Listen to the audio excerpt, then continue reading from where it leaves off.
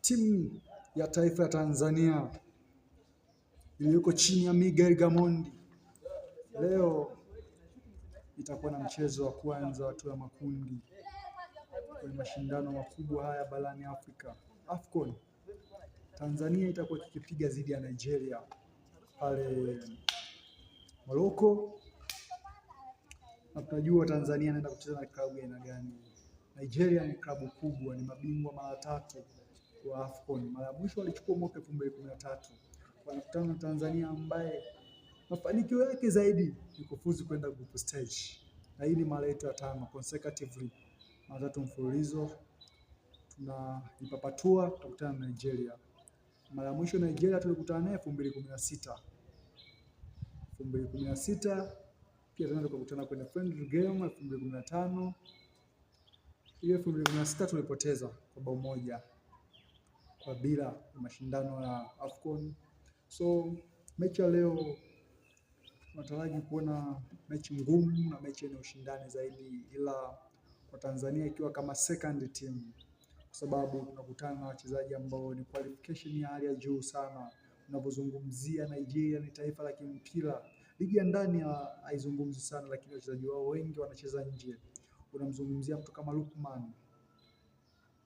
Lukman, mchezaji ambaye anacheza Atalanta, mchezaji mwenye uwezo mkubwa. Kinda katikati ya dimba pale unamkuta Frenkie Ajay, double pivot yake anacheza na Alex Robi.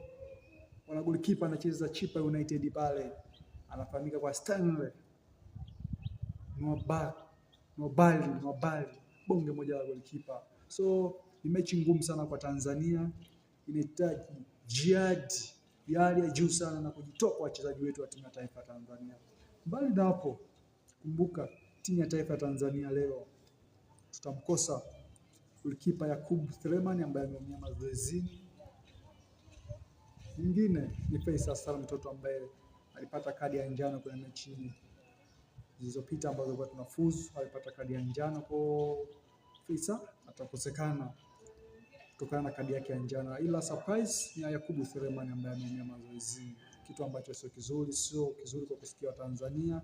Na sasa nafasi yake anatajwa zaidi Zuberi Foba, goalkeeper kijana kutoka under 20 ya Azam, na akapandishwa na sasa ni muhimili mzuri na ni goalkeeper nambari 1 Azam FC pale, anaanza mbele ya goalkeeper kama Aishi Salmanula, Isa Fofana. So anastahili kuaminiwa leo na Miguel Gamondi na akaaminisha Tanzania kwamba anaweza.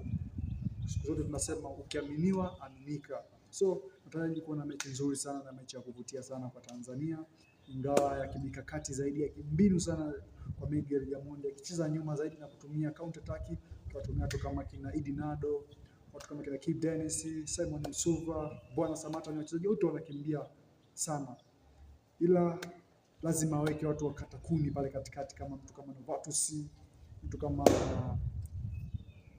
Yusuf Agoma atakuwepo pale. Kwa ni mechi ambayo nzuri, ambayo inamhitaji Miguel Gamondi zaidi akae kimfumo zaidi, yani akae kimikakati zaidi. Tanzania leo, mechi ya leo tunaenda kucheza kimikakati kama timu ya pili, ila Nigeria ikiongozwa na Lukman, mshambuliaji hatari sana, akisaidizana na mwamba mwingine ambaye anakipiga pale Bundesliga, mchezaji hatari sana wa kuchungwa sana, ambaye anafahamika kwa majina kama Sensimene, toka jina lake limetoka kidogo sana. Ni mchezaji mmoja hatari sana. So tutaraji kuwa na mechi nzuri sana, ila Tanzania tuiombee klabu yetu, au tuiombee timu yetu ya Tanzania tupate matokeo, twende hatua inayofuata.